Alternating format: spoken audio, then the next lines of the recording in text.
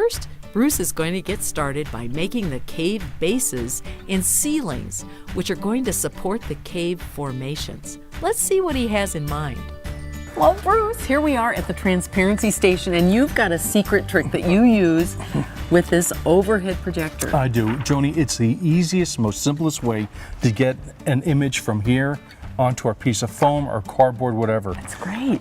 See, what I've done is I've done the transparency with a marker.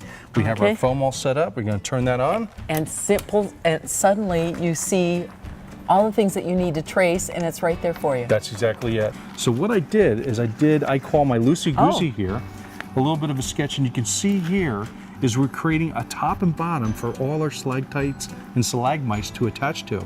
So we have to create our top and bottom that we can glue to so they can be freestanding. So what we have here is just our bases. So what we're going to do is we're going to cut out. So this is the floor of the cave. That's exactly right. Okay. That's exactly right. So we're going to cut out 6 of these, and these are going to become our bases for our cave. And what size do we make them then? Right now I have everything drawn up at a 4x8, so I've split it in half, so they're 2x8 bases. Okay, so what I like about that is you've already planned by the size of the styrofoam. I did. So that we can maximize the use of that. Absolutely. Great idea. Bruce is using overhead projectors to project our cave transparencies onto foam.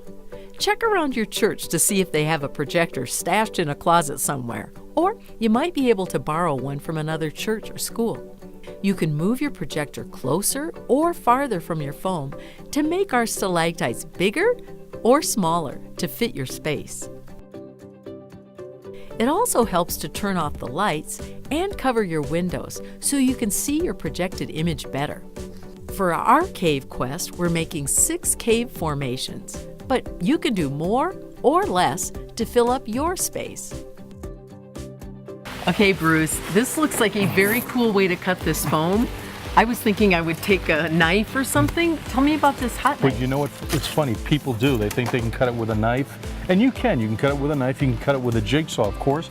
But it leaves all those little foam balls all over the place. That's the best thing about this hot knife. What it does is it gets hot and it just cuts right through the foam like butter. And because it's hot, you'll want to wear a glove because the hot knife does get hot. Yeah, yes, it does. Get hot. That's why they call it a hot knife. That's You can pick up your own hot knife at group